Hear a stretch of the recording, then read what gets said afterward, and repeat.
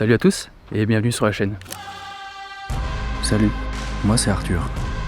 Vidéaste nomade, c'est en compagnie de mon fourgon emménagé, Nestor, et de mon chien, Onyx, qu'ensemble, on voyage, explore et contemple la nature et ses coins magnifiques. Le projet, traverser l'Europe et le monde, vivre plus libre et plus léger, ralentir le temps et profiter de chaque instant. Mon projet, Adventure.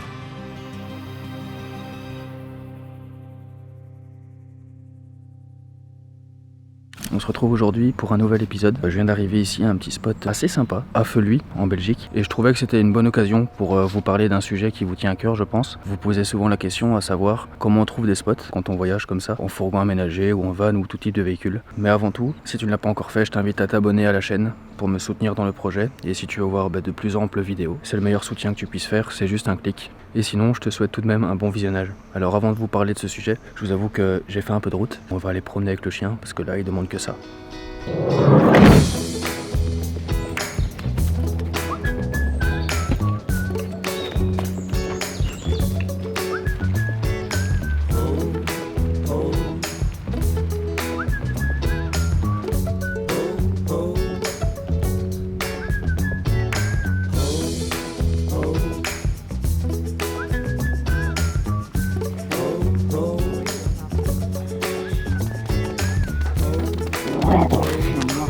Merci à vous pour ce petit moment de jeu.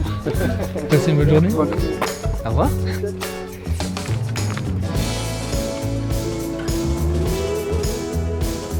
Il y a Onyx qui vient de rencontrer un copain. De temps en temps, je croise des maîtres qui sont assez réticents avec le fait de laisser les chiens se rencontrer. Et j'avoue qu'ici, c'était des personnes tout à fait sensées. Du coup, il a passé un petit moment à jouer. C'est ça que j'aime bien quand je me balade, c'est de pouvoir déjà m'oxygéner le cerveau. Et aussi laisser le gros margouillou pouvoir jouer, rencontrer aussi d'autres chiens. Je pense que c'est important pour les chiens aussi de se sociabiliser. Du coup ici c'était l'occasion qu'il puisse avoir son moment de jeu. Et c'est ça je pense aussi qu'il adore quand on voyage avec Nestor. Et ça arrive en plus. Ça lui permet aussi de voir plein de paysages différents. Ça lui permet de sentir plein d'odeurs différentes. Ça lui permet de se sociabiliser, de rencontrer plein de copains. Et du coup je pense qu'il est encore plus heureux que moi de pouvoir voyager comme ça.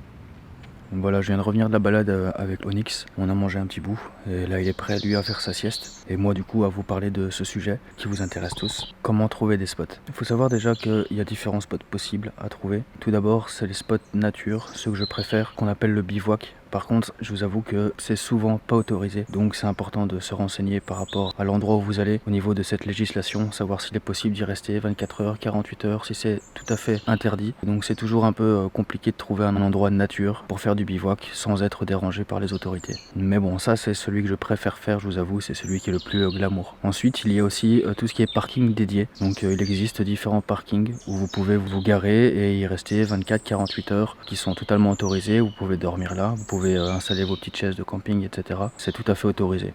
C'est juste que généralement il y a beaucoup de monde sur ces spots-là et c'est pas toujours glamour. C'est souvent des parkings bétonnés. Par contre, l'avantage c'est que généralement sur ces parkings-là, vous avez des services à disposition pour parfois charger les batteries. C'est un peu plus rare, mais parfois vous avez cette opportunité-là et c'est généralement payant. Et vous avez aussi l'occasion, et ça c'est souvent gratuit, heureusement, vous avez l'occasion de changer vos eaux, c'est-à-dire que vous videz vos eaux grises et vous pouvez aussi y remplir votre réservoir d'eau, je vous avoue, donc ça c'est quand même assez intéressant. Mais c'est pas très glamour. Ensuite, d'autres spots que vous pouvez trouver, il s'agit de camping, ça il y en a un peu partout, c'est assez facile à trouver. C'est juste que c'est souvent cher quand même, de l'ordre de 20 à 60, 70 euros parfois la nuit, juste pour profiter d'un petit terrain pour poser le van, donc c'est pas souvent ce qu'il y a de plus économe, mais au moins dans les campings, vous avez de quoi prendre une douche, vous changer, faire vos lessives, charger les batteries, vider vos eaux, les remplir, tout ça est compris dans le budget. Moi j'aime bien m'y rendre quand j'ai besoin vraiment de charger les batteries, dans tous les sens du terme, et surtout et aussi faire mes lessives. Je l'ai déjà fait en pleine nature, c'est pas l'idéal parce que bon, à part l'eau des rivières qui est quand même assez pure et assez propre, généralement il reste toujours des petites saletés. Généralement les parkings Intermarché proposent aussi sur les extérieurs, vous avez déjà souvent vu des machines à laver qui sont mises à disposition. C'est juste que ça oblige de rester là pendant 1 heure, 2 heures, le temps de la lessive. Et je vous avoue que les centres commerciaux et tout ça, je suis pas tellement fan. J'y vais juste pour faire mes courses et c'est tout. Donc au moins quand j'ai mes lessives à faire, j'attends 2 heures, mais au moins je peux aller boire un petit verre au bar du camping. Généralement c'est l'occasion de rencontrer des gens aussi, donc c'est souvent ce que je préfère faire. Une des dernières solutions qui vous est proposée, c'est chez l'habitant. Je vous avoue que ça j'ai jamais fait. J'aimerais commencer à m'y mettre parce que ceux qui pratiquent ce genre de découverte rencontrent très souvent des personnes avec qui partager, avec qui échanger. L'avantage de ce genre de choses, c'est que vous avez aussi une sécurité qui n'est pas négligeable et généralement un endroit nature. C'est généralement un terrain qui est mis à disposition, un jardin. Ça peut être très charmant. Comme je le disais, vous pouvez rencontrer l'habitant et ça facilite les rencontres. Donc je vous avoue que ça, j'aimerais commencer à le faire de temps en temps. C'est juste que tout le monde ne propose pas ça. En fonction de l'endroit où vous allez, si vous choisissez un spot chez l'habitant, il se peut que ça soit peut-être à 20, 25, 30 km du lieu que vous voulez vraiment visiter. Donc parfois ça peut être un peu loin parce que justement tout le monde ne propose pas ce genre d'alternative. Donc voilà, là je vous ai parlé du coup des différentes solutions qui s'offrent à vous, mais maintenant la question c'est aussi de savoir comment trouver ces différents spots. Donc il existe encore une fois plusieurs solutions et la première, je pense que tout le monde la connaît, je vous apprends rien, c'est les applications. Il existe différentes applications qui vous permettent de trouver ces différents spots. Je vais essayer de vous en énumérer quelques-unes. La liste n'est pas exhaustive, il en existe plusieurs donc je vais pas toutes vous les citer. Vous pouvez chercher aussi par vous-même. Je vais déjà commencer par vous donner une première liste d'applications qui sont connues ou pas, mais qui sont tout à fait qualitatives. Du coup la première, je pense que tout le monde la connaît et tout le monde voyage avec cette application, c'est Park Fortnite. Donc Park Fortnite, je vous mets le petit logo et je vous mettrai les différents liens de ces applications dans la description. Park Fortnite, c'est une application qui regroupe un petit peu tout ce que je viens de vous dire. Vous pouvez décider soit d'avoir l'application gratuitement, mais malheureusement gratuitement ça vous propose pas tous les choix possibles. Et sinon il existe un abonnement payant. C'est pas si cher que ça je pense. Moi je ne l'ai pas fait, mais vous pouvez payer pour avoir accès à tous les spots qui sont référencés. Et en fait ça, ce sont les gens qui choisissent de référencer les spots dans cette application ou pas. Donc généralement ils se rendent dans un spot, ils l'ont trouvé bien ou pas, ils le notent, ils l'évaluent, ils mettent un petit commentaire et vous avez accès à tout ça. Les 3 quarts du temps c'est l'application que j'utilise et on trouve régulièrement quand même des spots qui conviennent à tous nos besoins. Donc c'est ça qui est génial avec cette application. Donc elle vous référence des spots nature, des spots off-road, elle vous référence aussi les parkings dédiés dont je vous parlais tout à l'heure, elle vous référence des aires de stationnement où vous pouvez simplement stationner. C'est assez sympa ce genre d'alternative quand vous voulez simplement vous recharger en électricité et en eau et vous n'avez pas envie de loger dans un camping ou un parking dédié, vous allez là, vous faites tout ce que vous avez à faire et puis vous repartez aussitôt. Bon, c'est souvent payant encore une fois, mais c'est de bonnes alternatives. Donc Park Fortnite, je vous la conseille, c'est franchement celle qui est utilisée par tout le monde et il y a une raison à ça, c'est que c'est la plus complète et la plus exhaustive. La deuxième application, tout le monde la connaît également et j'aime bien aussi l'utiliser de temps en temps, c'est Google Maps. Vous pouvez faire une petite recherche quand vous avez du réseau et vous regardez les différents lieux où vous voulez loger. Généralement, vous voyez des petits sentiers, des petites routes qui partent dans des forêts ou ce genre de choses et parfois vous trouvez des spots qui ne sont référencés nulle part et donc vous vous y retrouvez tout seul. Et quand vous recherchez un peu de solitude et la nature, parfois vous tombez sur de belles pépites, comme ça a déjà été mon cas. Donc Google Maps, tout le monde la connaît, mais je vous conseille de temps en temps de jongler entre Google Maps et Park Fortnite. Quand généralement vous voyez sur Park Fortnite qu'il y a un endroit où il y a pas mal de spots, eh bien essayez de passer sur Google Maps, vous regardez cet endroit-là et vous allez essayer de chercher des petits endroits un peu inconnus qui n'ont pas encore été référencés. Donc Google Maps, c'est aussi une bonne alternative. Une autre application qui est vraiment super, c'est Camper Contact. Camper Contact, une nouvelle fois je vous mettrai le lien dans la description, c'est une application qui référence tous les campings en fonction de la région, partout en Europe. Et donc c'est une bonne alternative quand vous voulez pas loger dans un spot nature, que vous voulez la sécurité, que vous voulez faire comme moi, c'est-à-dire vous poser, recharger les batteries, faire vos lessives et loger en toute tranquillité dans un endroit tout à fait safe. Et du coup ça vous permet d'avoir les coordonnées du camping, les heures d'ouverture et tout ce qu'il faut pour que vous puissiez vous organiser pour passer votre nuit ou votre semaine en fonction de ce que vous voulez dans un camping. Donc Camper Contact, une très bonne application qui référence tous les campings. Une autre application que je vais commencer à utiliser, qui est assez bien notée, c'est Road Surfer Spots. Et la particularité de cette application, c'est qu'elle référence tous les spots chez l'habitant. Je vous en parlais tout à l'heure, c'est quelque chose que moi j'aimerais faire un peu plus, aller loger chez l'habitant. Et bien cette application référence toutes les annonces des propriétaires qui ont un terrain, qui veulent le mettre à disposition justement de voyageurs comme nous. Et c'est ce qui vous permet de faire votre choix en fonction de la région que vous voulez visiter. Vous pouvez faire votre choix par rapport aux différentes annonces qui sont publiées justement sur cette application. Donc je l'ai jamais testé, mais j'en ai entendu beaucoup de bien, elle est bien notée et donc j'ai déjà téléchargé. Je vais commencer à pouvoir l'utiliser et je pourrais peut-être vous en dire plus un peu plus tard. Du coup, Road Surfer Spots, c'est une très bonne application que je vous conseille également. Avec ces 3 applications, vous avez, je pense, les outils nécessaires pour pouvoir trouver les différents spots que je vous ai cités précédemment. Vous êtes déjà, je pense, assez bien et assez large. Je vous conseille de télécharger au moins ces 3 applications ou 3 équivalentes. Et vous verrez que vous trouverez facilement, ou en tout cas beaucoup plus facilement des spots.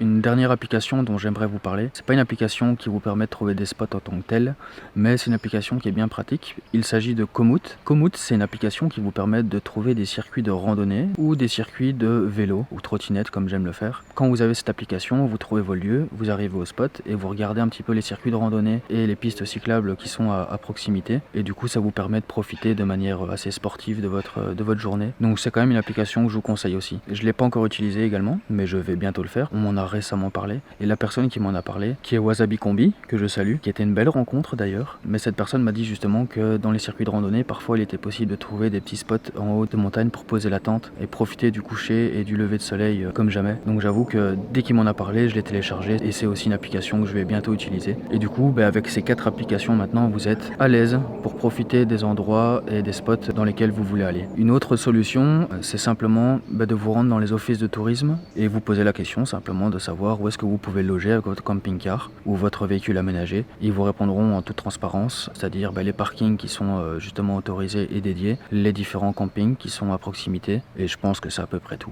Mais c'est déjà pas mal et au moins parfois vous pouvez aussi avoir de belles surprises en posant directement la question à l'office de tourisme. C'est juste qu'aujourd'hui avec les applications, c'est vrai que c'est bien plus simple de regarder avec les applications que d'aller demander à l'office de tourisme. On est un peu feignant sur les bords, mais encore une fois, vous faites une rencontre et ça facilite les échanges. Ça vous permet parfois de trouver des petites pépites aussi. Donc n'hésitez pas non plus à aller poser vos questions à l'office de tourisme. En plus des différentes solutions que je vous ai proposées jusqu'à présent, il y a une autre solution qui est assez intéressante aussi, c'est les livres. C'est vrai qu'encore une fois, on est souvent sur les téléphones, les applications, c'est bien plus simple, mais il y a certains livres qui sont très intéressants. Notamment, le plus logique au final, c'est le guide Michelin, escapade en camping-car, France 2022. Et ça, une nouvelle fois, dans les offices de tourisme, vous trouvez très souvent ces livres-là, les guides Michelin. Et donc, en fonction du lieu et du pays dans lequel vous allez, c'est parfois, et c'est même, je pense, une très bonne idée, d'aller à chaque fois chercher le guide Michelin du pays dans lequel vous êtes. Ce qui vous permet de trouver tous les référencements, en tout cas pour celui-ci, des campings qui sont référencés en France. Donc, je vous le conseille, le guide Michelin, escapade en camping-car, France 2022. Un autre, assez intéressant aussi, c'est le guide du routard.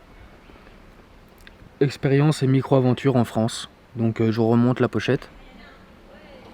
J'aime bien la façon dont c'est écrit et dont c'est proposé. Au-delà du spot que vous voulez trouver, ça vous permet d'en apprendre un peu plus sur certaines régions et vous intéresser à aller les explorer. Il nous explique un petit peu les différentes activités, différents lieux à visiter. Si vous n'avez pas d'idée pour organiser votre petit road trip, vous ne savez pas quelle région visiter, eh bien le guide du routard, franchement c'est très intéressant pour ça. Je l'ai utilisé de nombreuses fois, notamment quand j'ai visité la France. Je ne l'ai pas encore fait dans son entièreté, il me reste encore quelques régions à visiter, notamment la Bretagne. Et je fais un coucou à mes amis bretons d'ailleurs, à qui je vais bientôt aller rendre visite. Mais du coup, le guide du routard, franchement, c'est un livre aussi que je vous conseille parce qu'il y a énormément d'informations là-dedans que vous trouverez peut-être pas sur le site internet. Donc je vous le conseille. Un autre livre dont je voulais vous parler, là c'est pas vraiment un livre pour trouver des spots ou ce genre de choses, mais si un jour vous êtes en galère de réseau, vous n'avez pas de réseau, que le téléphone est HS, le meilleur moyen encore de trouver sa route, c'est d'avoir une carte. L'Atlas des routes de France.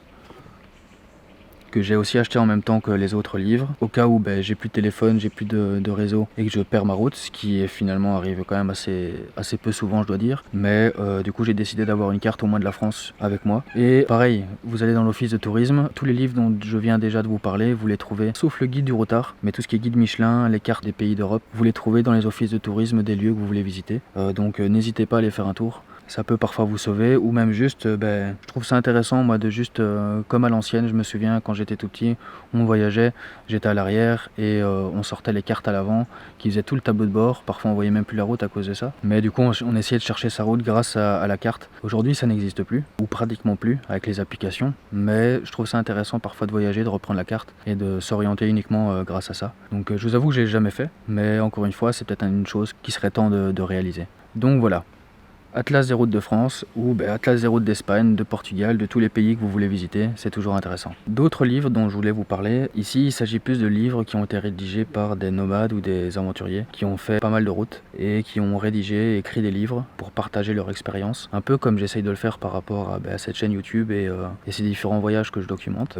Eux, ils l'ont documenté sous forme papier, sous un livre. Le premier livre dont je voulais vous parler, du coup, c'est un livre qui a été écrit par Chloé Ferrari et Gürkan Yildirim. Je suis désolé si je le prononce mal, mais j'ai trouvé très intéressant leur livre. Ça s'appelle Drive Your Adventure. Ça tombe bien. Et du coup, ils ont écrit La France en van. Ce livre-là, il y a 2 tomes. Il y a un tome, c'est des Alpes à la Normandie. Et il y a un deuxième tome, de la Bretagne à la Corse. Donc je vous montre. De la Bretagne à la Corse. Et la pochette en plus est super sympa à regarder. Je vous conseille ce livre, il était vraiment super intéressant. Et ils vous conseillent en plus plein de petits spots qu'ils ont eux-mêmes eu l'occasion de découvrir. Ils vous proposent aussi une playlist de morceaux qu'ils ont écoutés. À chaque chapitre que vous lisez, ils mettent en dessous le titre et le morceau qu'ils ont écouté, qui retrace un peu l'aventure qu'ils sont en train d'écrire et de raconter sur le moment. Et je trouve que ça peut être très intéressant de lire le livre en écoutant les morceaux qu'ils vous proposent, pour vraiment se plonger dans l'univers dans lequel ils étaient. Donc en tout cas, ce livre, je l'ai vraiment adoré. Et du coup, le deuxième, des Alpes à la Normandie. Donc vraiment 2 livres que je vous conseille. Un autre que j'ai vraiment bien aimé, un peu dans le genre du guide du routard. J'ai trouvé aussi pas mal de petits lieux et d'endroits à découvrir. Et du coup ce livre c'est les plus beaux lieux pour voir la vie sauvage en France. Et donc ça, comme son nom l'indique, ça vous permet d'avoir des lieux nature, isolés de tout ou presque. Et du coup pour ceux qui aiment s'aventurer dans des sentiers perdus, je pense que ça pourrait vous plaire. Voilà, les plus beaux lieux pour voir la vie sauvage en France, de Lonely Planet. Je vous le conseille aussi, vraiment super. Donc voilà, j'ai fait le tour des différents livres que j'ai utilisés et que j'utilise encore pour pouvoir trouver différents spots ou différents lieux à découvrir et que je vous conseille aussi. Après, c'est à vous de prendre la décision, mais déjà avec toutes les différentes solutions que je vous ai proposées ici, je pense que vous êtes déjà pas mal pour pouvoir voyager librement pendant quelques mois. Il y a une dernière chose dont je voulais vous parler, pour trouver des spots. Parfois, c'est ce que je fais et je trouve que les découvertes n'en sont que meilleures. C'est simplement de découvrir par soi-même. Vous enlevez la carte, vous enlevez les applications, vous enlevez tout. Vous sillonnez la route, vous ne savez pas où aller. Vous regardez de gauche à droite et à un moment donné, vous allez peut-être voir un endroit ou un sentier qui vous amène dans un spot qui n'est référencé nulle part et du coup vous arrivez où vous êtes tout seul. Les découvertes n'en sont que meilleures. Donc c'est vrai que c'est un conseil entre guillemets un peu idiot, quoique tentez l'expérience, découvrez par vous-même et vous verrez que ça réserve parfois de belles surprises. Je crois que j'ai fait le tour de la question. Si vous avez des questions, n'hésitez pas à les faire en commentaire. Je pense que j'ai été le plus exhaustif possible. En tout cas, j'ai essayé. Ça vous donne pas mal d'outils pour pouvoir expérimenter par vous-même et trouver ces différents spots tant recherchés. Il n'y a plus qu'à. Prenez la route. Appliquez ces petits conseils et vous verrez que le road trip n'en sera que plus beau. Pour ma part, j'ai commencé à profiter un petit peu de ce spot. Et d'ailleurs, pour peut-être répondre à la question que vous vous posez, j'ai trouvé ce spot via par Fortnite une nouvelle fois. Il est référencé en spot nature et effectivement c'est le cas. Voilà, là je vais aller me promener un petit peu avec Onyx. Je vais sortir la trottinette, aller faire un petit tour parce qu'il y a une piste cyclable là tout le long du canal. Ça a l'air assez sympa. Et du coup, je vous dis à tout à l'heure.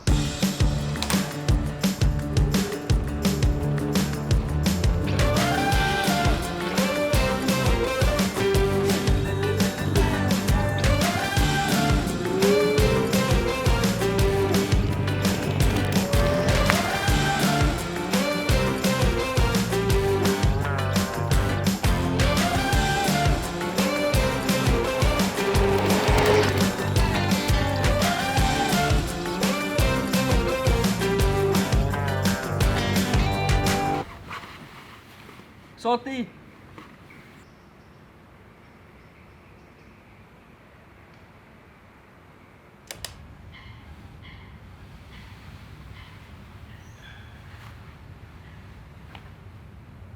Putain, on peut perdre.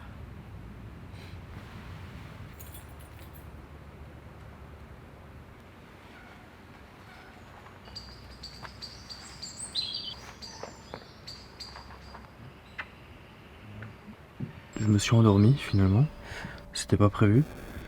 Du coup, là je vais me faire à manger et puis je vais me regarder un petit film et je vais aller me coucher. Je pense que c'est un beau programme. Et du coup, je vous dis à demain.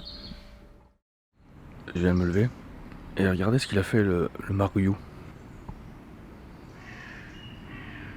C'est pas bien grave, mais il me semblait bien que j'avais entendu un gros bruit la nuit. Et je pense que c'est mon chien qui a voulu courir après une chouette et il a tout envoyé baldinguer. Je vais me prendre un petit café et puis il sera temps de se mettre en route parce que j'ai encore un peu de travail malheureusement. Donc voilà, toute bonne chose a une fin. Mais avant tout, un bon café.